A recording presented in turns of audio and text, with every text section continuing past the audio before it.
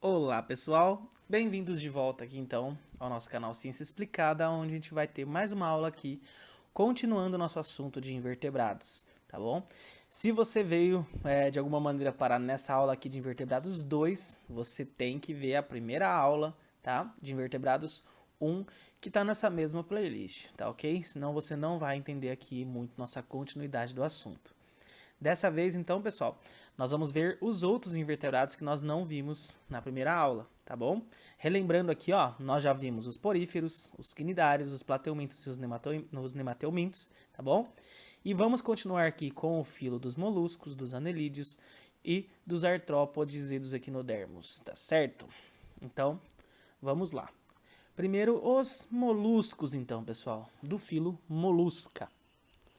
Como o próprio nome diz, né, pessoal, são os animais que têm corpo mole, tá bom?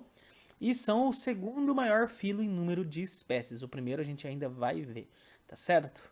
Os moluscos, pessoal, são, na verdade, os gastrópodes, né? São os caracóis, tá bom? Os caramujos, tá? As ostras, que são os bivalves, ostras, mariscos.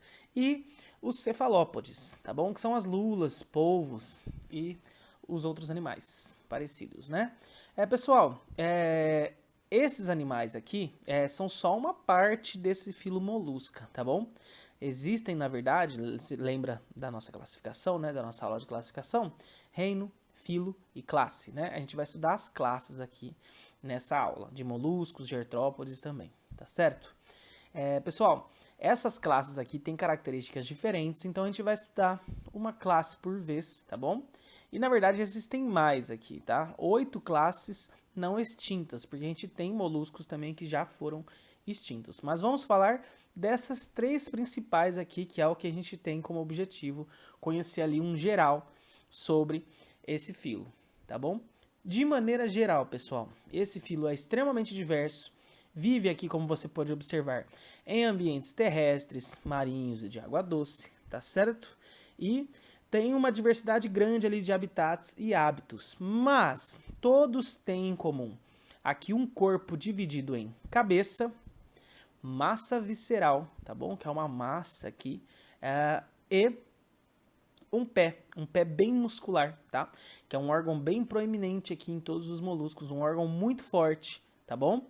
Então, todos vão ter dividido aqui o corpo em cabeça, massa visceral e pé, né? Dá até pra cantar a musiquinha. Cabeça, massa visceral e pé, né? Então, vamos lá. Pessoal, começando aqui a falar dos bivalves, tá bom? Bi significa 2, né? Nós já vimos isso na aula passada. E valve significam conchas, tá bom? Então, os bivalves têm 2 conchas, tá bom? São todos aquáticos e a grande maioria deles são marinhos, tá bom? Como exemplo aqui a gente vai ter os mariscos, as ostras e os mexilhões, tá certo? E é dos bivalves, por exemplo, que vem as famosas pérolas, tá bom? A pérola, pessoal, na verdade é algum grãozinho que entra aqui de alguma forma nessa concha. E esse grãozinho, por ser um invasor, essa concha que produz uma camada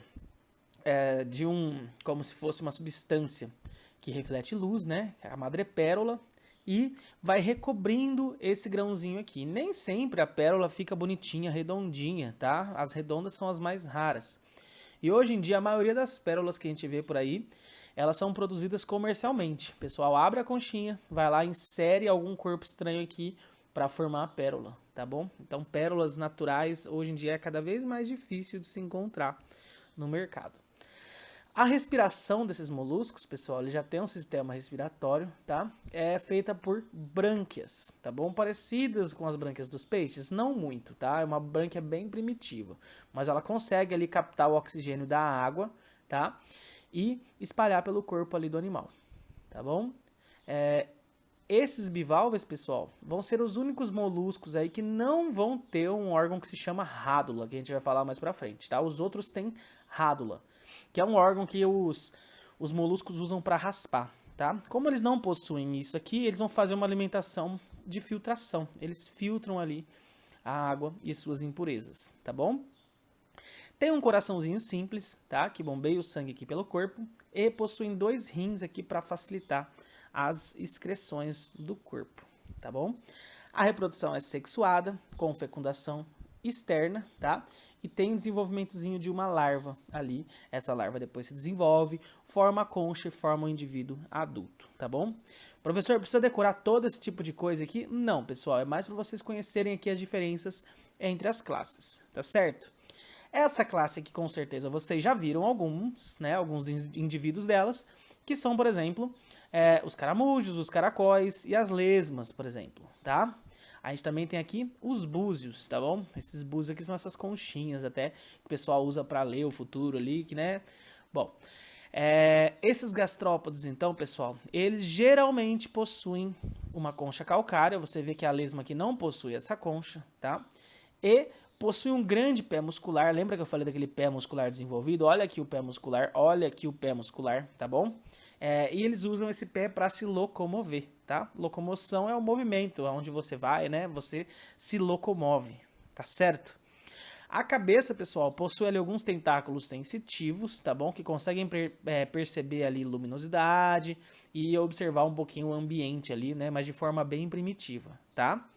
E a cabeça aqui vai possuir aquela famosa rádula, é uma boca com dentinhos ali que ele raspa o seu alimento.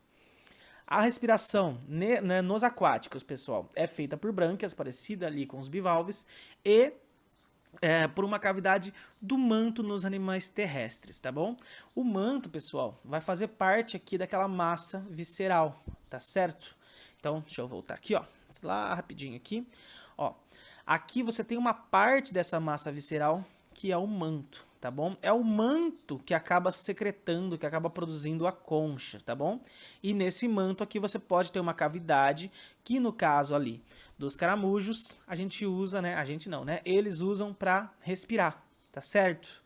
Eles também vão ter um rim primitivo para excreção e um sistema nervoso com gânglios, tá? Caso você não lembre, pessoal, o sistema nervoso é formado por células que a gente chama de neurônios.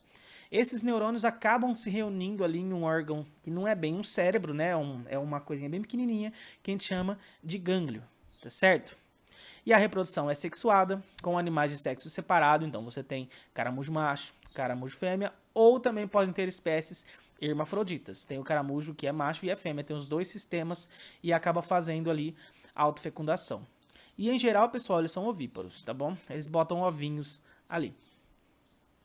Algumas dessas espécies, como a gente já viu na aula passada, são relacionadas aos problemas de saúde pública, como a bionfalária, tá? Que é aquele caramujo lá que fazia parte do ciclo de qual doença mesmo, quem lembra? É da esquistossomose, é isso aí.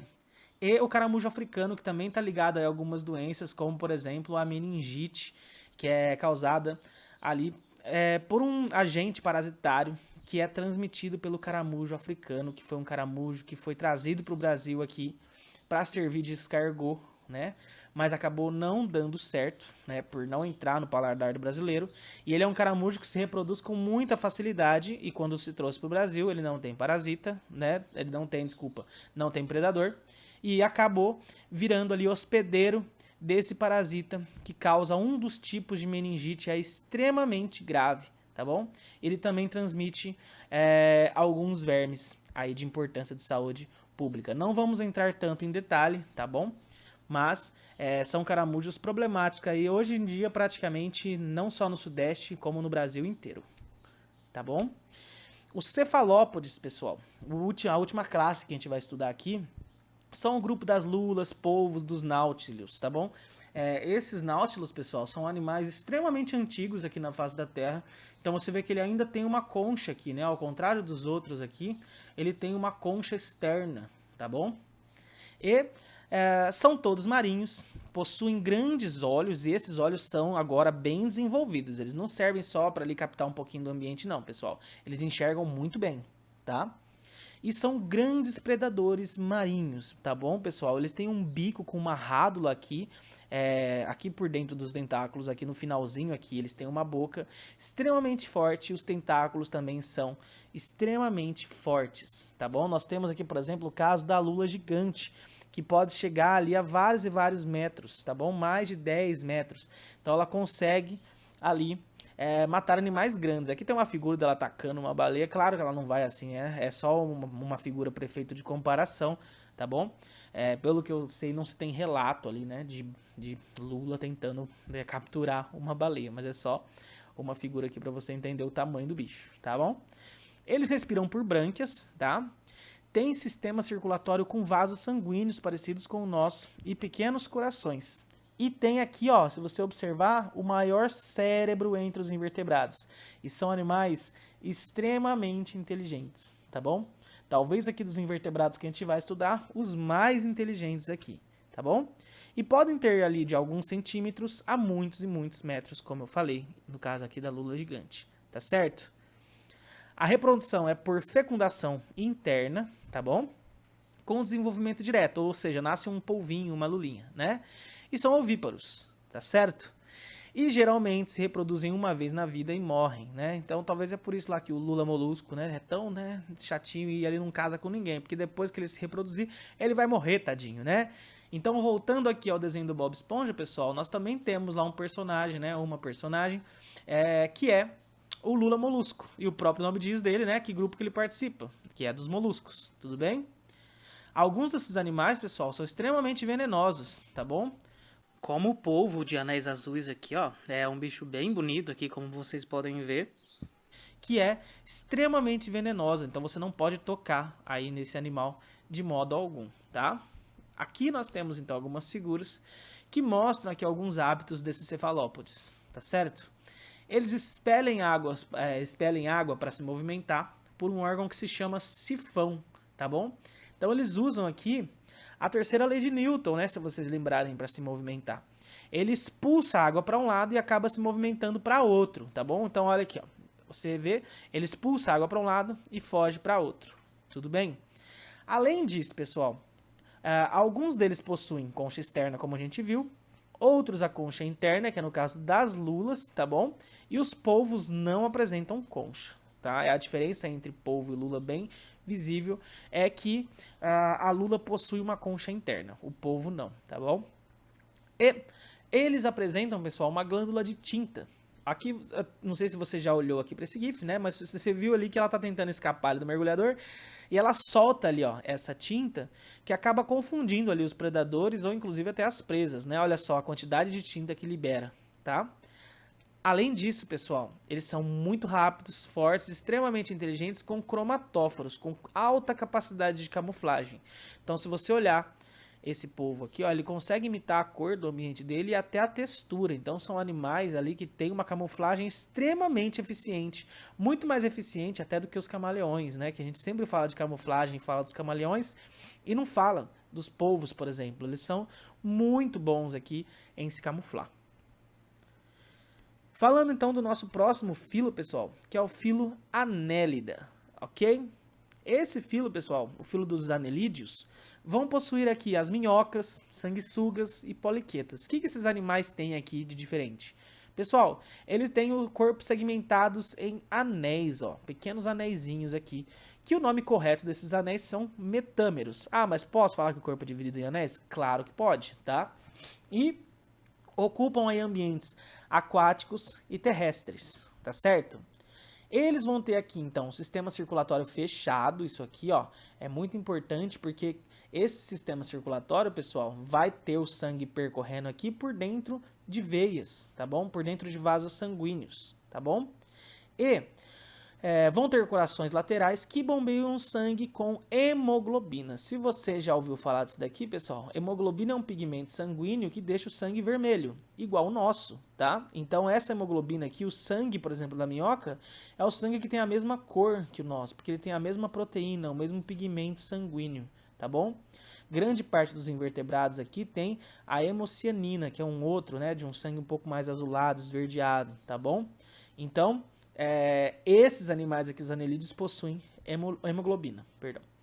Então, pessoal, além disso, vão ter o sistema digestório completo e vamos dividir ela aqui em 3 grupos para a gente observar esses animais, tá bom? Sistema digestório completo, vocês lembram o que é, né? Tem boca, sistema digestório e ânus, tudo bem? Os 3 grupos que a gente vai ter aqui, pessoal, são os poliquetas, tá bom? Que são marinhos. Os oligoquetas, que acho que você imagina quem são, né? As minhocas. E os irudíneos aqui, que são, no caso, os parasitas, as sanguessugas. Aqui, vamos lá. Pessoal, os poliquetas é uma classe aqui de anelídeos marinhos, que também pode ser de água doce, mas são principalmente marinhos, e tem muitas cerdas aqui. Poli quer dizer muitas, e quetas aqui como se fossem cerdas, tá bom? Então, muitas cerdas.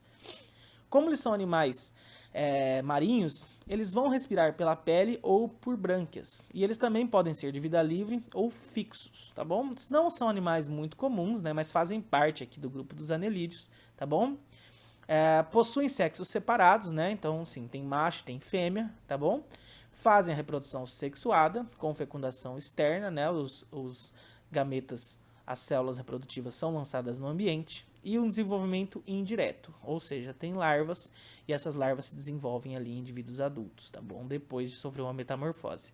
E são ovíparos. Então são animais bem diferentões aí, né? Talvez muitos de vocês não conheçam os poliquetas, mas de vez em quando na internet acaba aparecendo aí vários vídeos desses poliquetas e o pessoal geralmente não sabe identificar o que é, né? Acha que é uma lagarta da água, mas não é bem isso, pessoal. São anelídeos, tudo bem? Animais ali um pouco desconhecidos por a gente que não tem tanto contato assim com animais marinhos. Os irudíneos já são um pouco mais conhecidos, né? Na verdade, eles não têm nenhuma cerda no corpo, tá bom? Tem o corpo lisinho. E são parasitas, sugadores de sangue, como o próprio nome diz, né? Sanguessuga, tá bom? Eles têm uma ventosa para se fixar e dentes raspadores ali que vão machucando ali a pele do indivíduo até conseguir sugar o sangue, tá? E eles têm uma saliva especial ali que faz com que a pessoa não sinta na hora que ela está sendo ali mordida pela sanguessuga. Então ela não percebe. Muitas pessoas só percebem na hora que ela já se encheu de sangue aqui e está pronta para se soltar, tá bom? Elas são hermafroditas, ou seja, tem os dois sexos ali no corpo, tá bom? Tem os dois sistemas e acabam fazendo fecundação interna e produção de ovos ali, tá bom? Fazem reprodução sexuada, enfim. E por último, vamos falar aqui do grupo mais conhecido, que são os oligoquetas, tá bom? Eles têm poucas cerdas, né? Apesar de aqui não ter no desenho, as minhoquinhas têm um pouquinho de cerdas bem pequenininhas aqui, observáveis somente com lupa, tá bom? E a minhoca tem essas cerdas aqui pelo corpo, por isso que ela faz parte desse grupo, tá bom?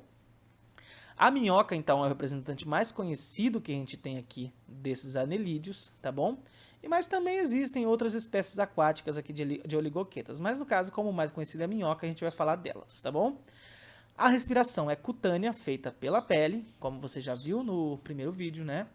São hermafroditas, tá bom? Então tem os dois aparelhos, tá bom? Aqui tem, ó, uma abertura masculina e uma abertura feminina, tá? Essa aqui é a abertura feminina, essa aqui é a abertura masculina. E o que acontece? Eles fazem uma coisa que chama de fecundação cruzada. Ao invés da minhoca se autofecundar, ela encontra uma outra minhoca, coloca o poro masculino dela junto do poro feminino da outra, e do outro lado ela coloca o poro feminino junto do poro masculino. E aí acontece a passagem de espermatozoides, esses espermatozoides são armazenados, tá? E servem para fecundar os ovos, tá bom?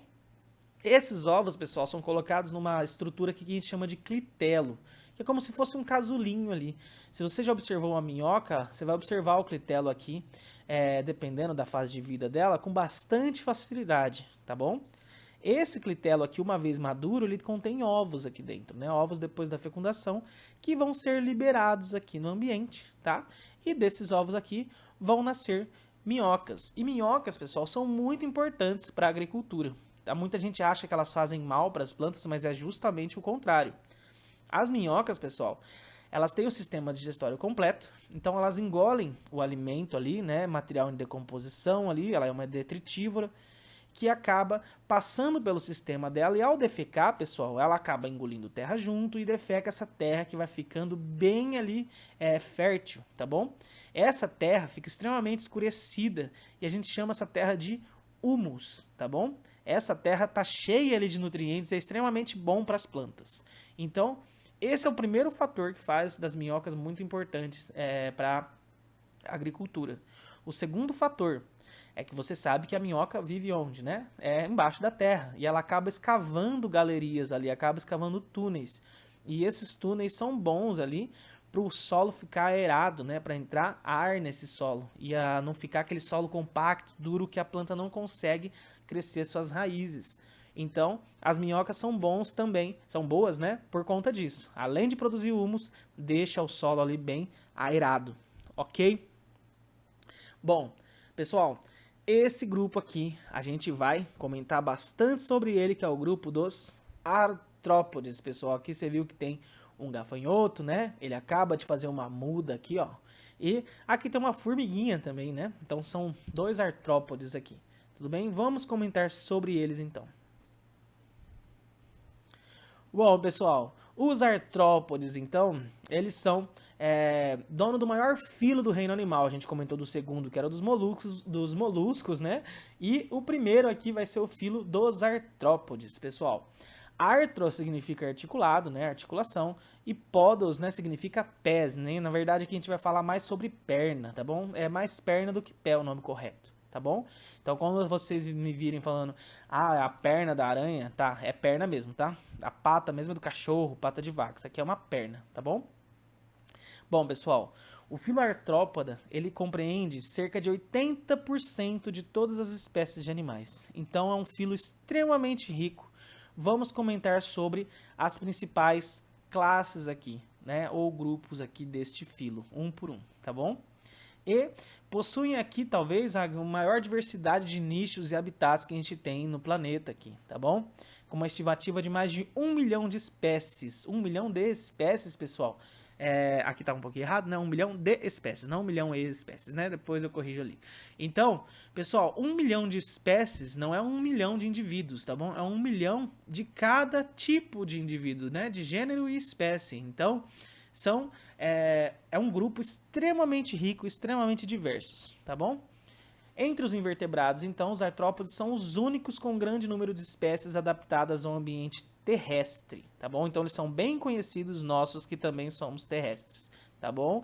Isso se deve, em boa parte, à sua grande capacidade de exploração de ambientes, tá bom? E boa parte disso se deve também a boa parte desses artrópodes serem alados, conseguirem voar. Mas vamos lá, vamos falar disso já. Quais são aqui as classificações corretas? Nós temos o subfilo Crustácea, tá bom? O subfilo Chelicerata, tá? E o subfilo Uniramia, tá?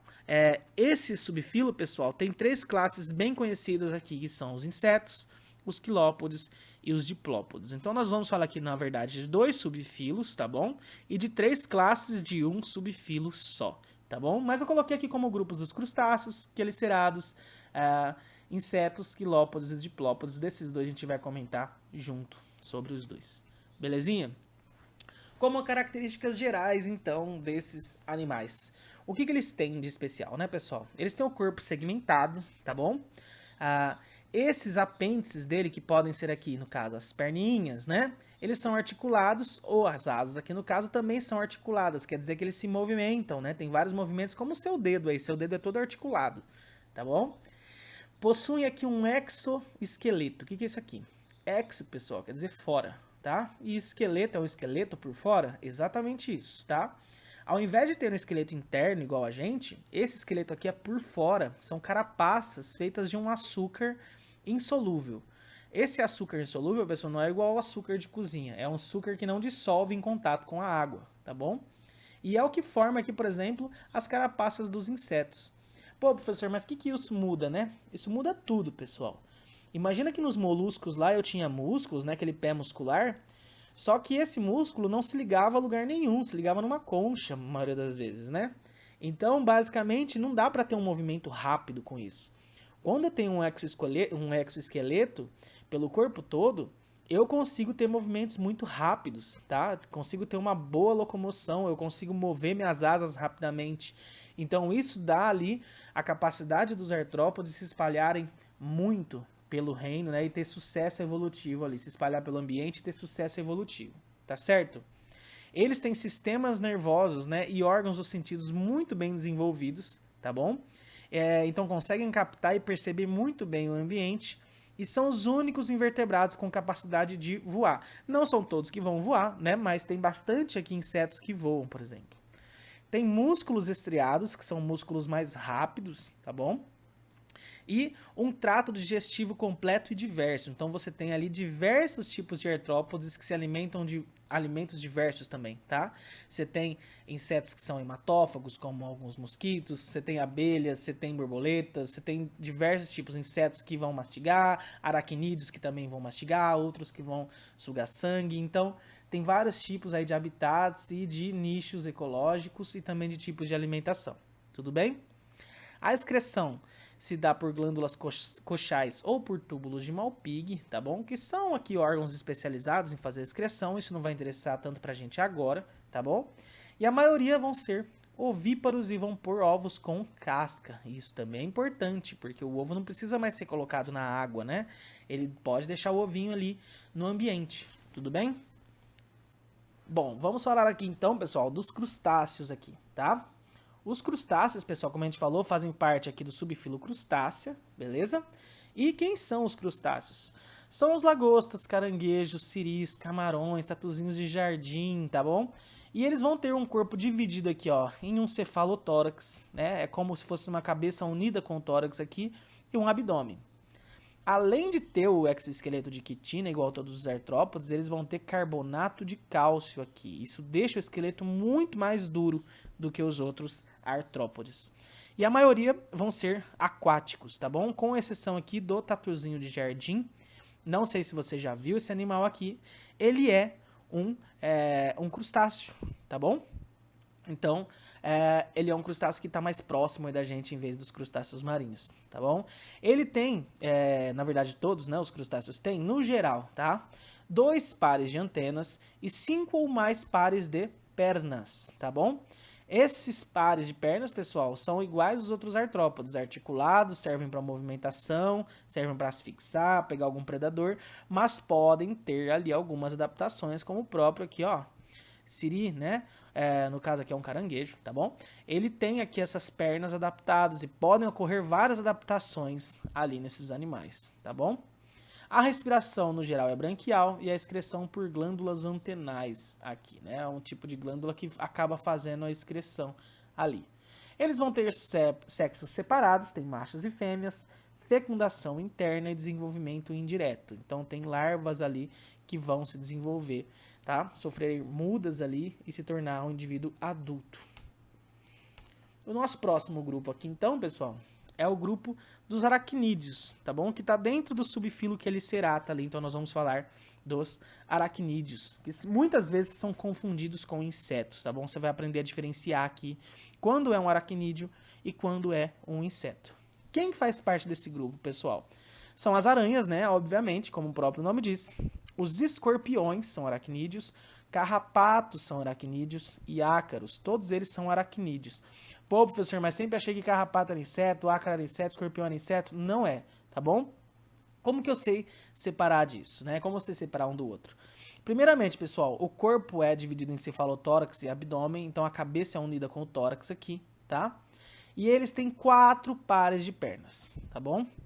Tem 4 pares de pernas, o inseto não tem 4 pares de pernas. Então, olha aqui um carrapato, ó. São 4 pares de pernas. A aranha, 4 pares de pernas, tá bom? Os ácaros também 4 pares de pernas, tá bom? E eles não têm antenas, tá? Ah, professor, mas o que é isso aqui, né? Isso aqui, pessoal, são órgãos chamados de pedipalpos, não são antenas, tá? E esses pedipalpos podem ser, como eu já falei anteriormente, podem ser adaptados aqui, por exemplo, no escorpião, como aquelas garras do escorpião aqui, né? São palpos adaptados, tudo bem? Então, se você vê 4 pares de pernas, não tem antenas, né? E tem esses palpos e as quelíceras aqui já servem para pegar as presas, né? Estamos falando de aracnídeos, tá bom? Eles têm as respirações aqui por uns pulmões primitivos, tá? Que a gente chama de pulmões foliáceos, tá? São pulmões assim com várias camadinhas e também por traqueias. Traqueias como se fosse uma rede de túbulos assim também que faz a respiração, tá bom? A excreção é por túbulos de Malpighi e glândulas coxais, tá? E os sexos são separados também. Tem macho e tem fêmea, a fecundação é interna e a maioria são ovíparos e terrestres, tá bom? Professor, eu preciso ficar guardando esse monte de coisa, glândula coxal, pulmões foliáceos? Não, não precisa. Quero apenas que você perceba as diferenças entre esses grupos aqui. Isso é muito importante, né? Nós acabamos de ver os crustáceos, vimos que a maioria são aquáticos, né? Tem ali 2 pares de antenas, né? Esse aqui já não tem antena, tem 4 pares de pernas, tá bom? Vamos falar então dos insetos agora, pessoal. A classe Insecta, né, que a gente já viu ali os 2 subfilos. Vamos entrar aqui no nosso último subfilo, falando do grupo dos insetos. Os insetos, pessoal, é um grupo extremamente variado, tá? Eles têm muitos habitats diferentes, comportamentos, alimentação e tudo mais, tá? Eles têm particularmente aqui o corpo dividido em cabeça, tórax e abdômen, e isso aqui geralmente é articulado, né? Eles conseguem mexer o abdômen, o tórax e a cabeça, tá bom? Tem um par de antenas, né? Ao contrário dos outros grupos, o aracnídeo não tinha, né? Antenas, e os crustáceos tinham 2 pares, aqui tem um par, né? 2 antenas aqui, tá? Que são receptores de olfato, né? Como se fossem aqui o nariz, entre aspas, né? Dos insetos. Eles conseguem perceber muito bem o ambiente. E dessa vez, 3 pares de pernas. E alguns têm capacidade de voo e 2 pares de asas, tá? Não são todos os insetos que têm asas, mas todos têm 2 pares de asas, tá bom? Até as abelhas, né? Desculpa, as abelhas não, os mosquitos que têm 2 asas bem visíveis, tem 2 asinhas bem pequenininhas ali, tá? Que a gente chama de halteres, tá bom? E eles vão ter aparelhos bucais muito variados aqui, ó. Nós temos aqui um aparelho da mariposa e das borboletas, que é todo enroladinho, né? Que é um aparelho lambedor. Nós temos aparelhos mastigadores, nós temos aparelhos picadores e sugadores, né? Então nós temos aí uma diversidade muito grande aí de alimentação. Tá? A excreção é por túbulos de Malpighi e nós temos olhos simples, tá? Você pode ver aqui 3 pontinhos que são olhos simples aqui de um inseto e os olhos compostos, ó, que funcionam por vários e vários aqui, como se fossem vários e vários prismas ali montados que captam a luz e a imagem, tá bom? Como que é o desenvolvimento aí, pessoal? Os insetos têm uma divisão, tá? E eles podem ocorrer da seguinte forma. Primeiramente, eles têm sexos separados, tá? Então tem macho e tem fêmea. A fecundação ocorre internamente e, no geral, eles são ovíparos, tá certo? O desenvolvimento pode ser indireto, tá? E quando ele é indireto, pessoal, nós vamos ter mudas aqui no corpo, tá bom? Primeiramente, o inseto pode ser um desenvolvimento indireto na forma que ele vai botar um ovo. Desse ovo vai sair uma ninfa e essa ninfa vai se desenvolver em adulto. Aqui vão ocorrer mudas, tá? Ele pode sair desse exoesqueleto aqui que é rígido, tá? Até se tornar um adulto. Esse aqui ainda vai crescer um pouquinho as asas dele aqui até ele se tornar um adulto complexo e a ninfa não tem asas, tá? Ou pode acontecer o desenvolvimento indireto com metamorfose, tá bom? Esse desenvolvimento aqui, pessoal, vai ter a fase de ovo, de larva ou lagarta, tá? Mas o mais correto é larva aqui para todos. E lagarta a gente usa para as borboletas, para as mariposas, tá? A fase de pupa, que muitos chamam de casulo, tá bom? E depois essa pupa acaba formando um adulto, tá bom? Então nós temos aqui 2 tipos de desenvolvimento indireto, tá? Um que vai de ovo, ninfa e adulto. O outro, ovo, larva, pupa e adulto. Esse aqui a gente chama de metamorfose completa e esse aqui de metamorfose incompleta, tá bom? Não precisa muito ficar focando nesses nomes de metamorfose completa e incompleta, apenas para você conhecer aqui o ciclo de vida, tá bom? Então, quando você vê uma lagarta lá comendo uma folha, você está vendo uma fase aqui de vida de um inseto ali do grupo das borboletas e mariposas, tá? Ela come e adquire bastante nutrientes. Aqui ela se forma nesse casulo que a gente chama de pupa, pessoal. E uma coisa interessante, muita gente acha, né, que a borboleta aqui acaba formando asas e formando pernas, mas não é bem isso que acontece aqui dentro. O corpo se liquefaz, pessoal. Ele, na verdade, fica praticamente líquido. Forma o tipo de uma pastinha ali dentro e vai formar um novo indivíduo mesmo, tá? Ele se desfaz e refaz de novo, tá bom? Então, uma metamorfose completa ali leva vários dias para acontecer, tá certo?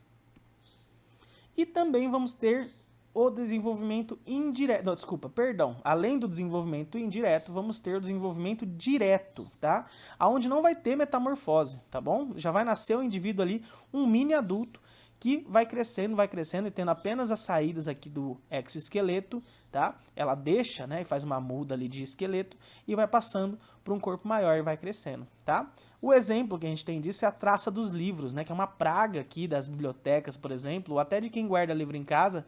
Pode aparecer ali uma traça, botar ovos, e essas traças gostam de comer ali papel, gosta de comer celulose, né?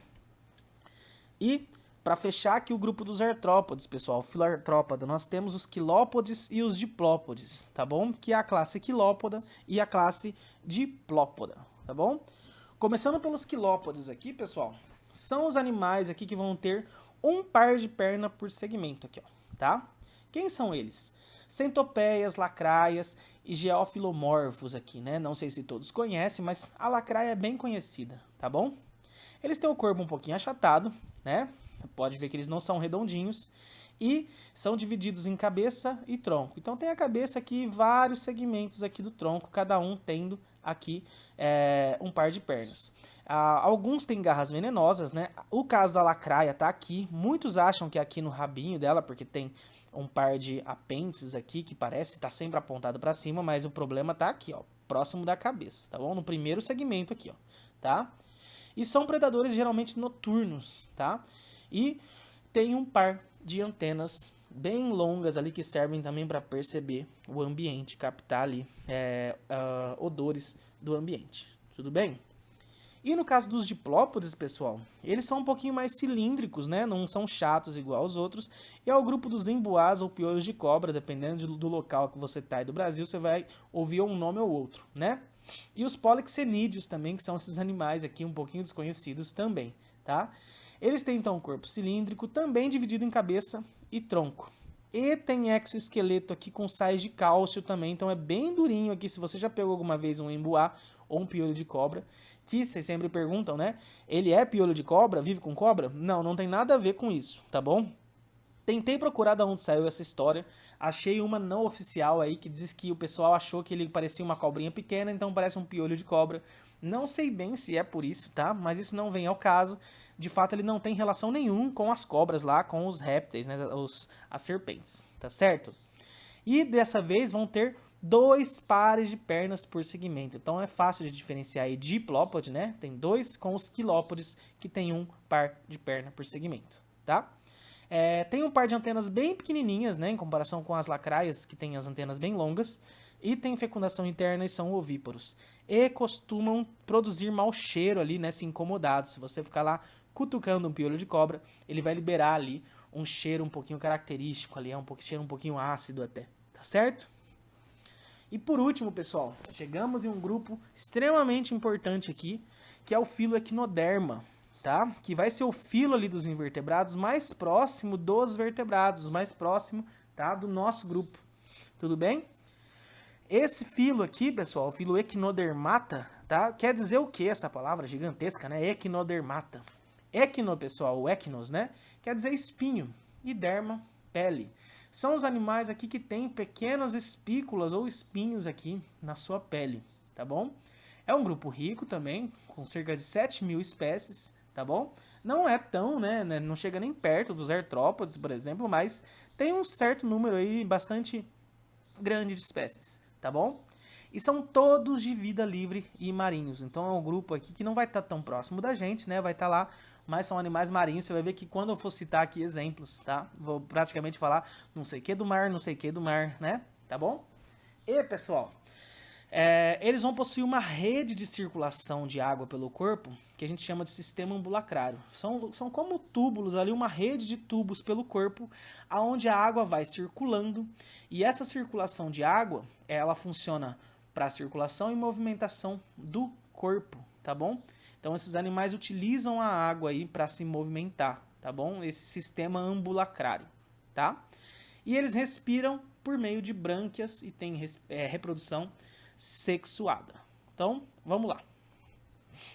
Desculpa, eu esqueci de mostrar. Pessoal, eles vão ter um sistema digestivo completo aqui, ó, e uma boquinha aqui com um órgão que a gente chama lanterna de Aristóteles. Tá vendo esses dentinhos aqui? São dentinhos bem fortes, tá? Que eles utilizam ali para capturar presas, né? Até raspar o ambiente e tudo mais. Tudo bem? Bom, vamos falar então das classes de equinodermos. A primeira classe, pessoal, a gente chama de asteroides, tá? Acho que você já reconhece quem são, né? São as estrelas do mar. Então, olha só, mais aqui um personagem aqui, né, do Bob Esponja, uma personagem, né, que a gente tem aqui entre os invertebrados.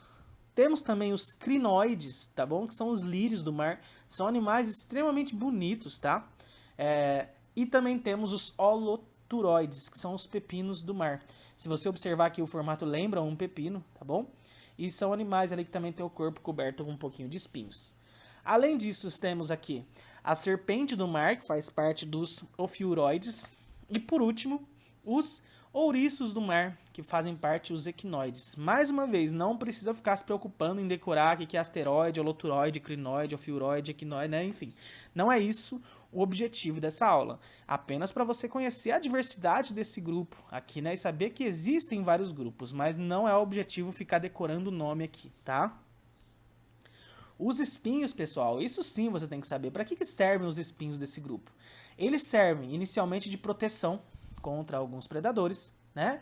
E alguns desses espinhos podem conter veneno, tá? Então é uma forma de proteção e também uma forma de ataque ali a alguns animais, né? E esses espinhos são alinhados ali a um sistema de ventosas. Esses animais se fixam ali em algum local e tem um sistema nervoso simples e radial, sem cérebro, que comanda ali o movimento desses espinhos, se você lembrar, né, como que eles se movimentam, através de túbulos de água ali. Então isso é coordenado, né? Isso não é assim sem ter um controle, tá bom? O corpo sabe para onde essa água tá indo, tá certo? Alguns desses animais, pessoal, têm grande capacidade de regeneração do corpo, tá? Então, alguns animais, se tiverem um corte ali próximo da simetria radial, eles conseguem, em condições ali ideais, reformar seu corpo, né? Eles conseguem ali se refazer e produzir um novo indivíduo como se fosse por brotamento ali. É um tipo de reprodução assexuada. Quem costuma fazer muito bem isso é a estrela do mar, tá bom? Esse sistema ambulacrário que a gente comentou, pessoal, aqui nós temos, ó, se você reparar essa estrela do mar aqui, ó, no canto direito, ela foi uma estrela que teve um pedaço dela arrancado, ó, tá? Tá vendo que ela tá formando uma nova estrelinha aqui, tá bom? Isso aqui não é uma estrela esquisita, não. É um pedaço de uma estrela do mar que foi arrancado e tá formando aqui, novamente, novas pernas, assim, da estrela do mar, podemos dizer. E tá vendo essas perninhas em movimento aqui, ó, aqui também embaixo do ouriço, isso aqui. Isso é movimentado, pessoal, por essa rede de sistema ambulacrário aqui, ó, de águas que são expulsas dessas vesículas aí, tá? E conseguem movimentar todo o animal. Então é bem bonito de se ver, né? Muito bem coordenado. Então você vê que são animais ali que tem, apesar de ter um sistema nervoso simples, são bem inteligentes, tá bom?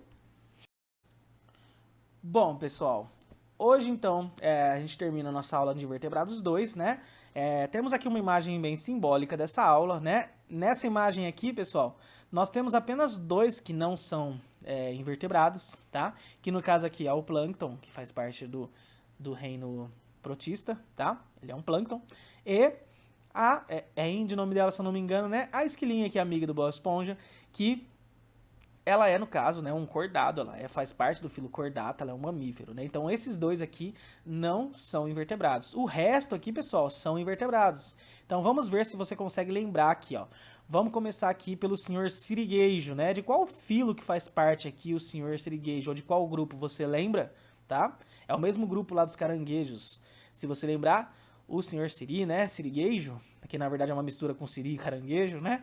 Ele faz parte do filo artrópoda, né? Ele tem aqui, ó as perninhas articuladas, né? E ele faz parte ali do grupo dos crustáceos, se você lembrar. O Bob Esponja, né? Faz parte do grupo, obviamente, das esponjas, do filo porífera que a gente viu lá na primeira aula, né? O primeiro grupo que a gente estudou. O Lula Molusco, né? Que eu acho que o próprio nome já diz de qual, né? O grupo ele participa. Faz parte do filo Molusca, tá bom? O Patrick Estrela, você acabou de ver ali, né? O grupo, que é dos equinodermos, tá bom? O filo Equinodermata. Olha aqui, uma água-viva, lembra qual é o grupo da água-viva? Lá na primeira aula, né? O segundo grupo que a gente estudou, o filo Quinidária.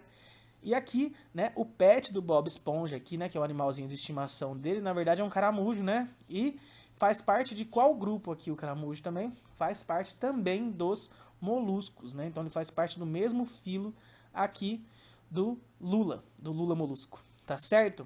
Então apenas relembrando aqui, fazendo um exercício com vocês, tá? Espero que vocês tenham aproveitado a aula aí. Vocês podem acompanhar mais detalhes aí no nosso material e no livro de vocês também, tá? E, óbvio, em outras aulas aí pela internet, tá certo?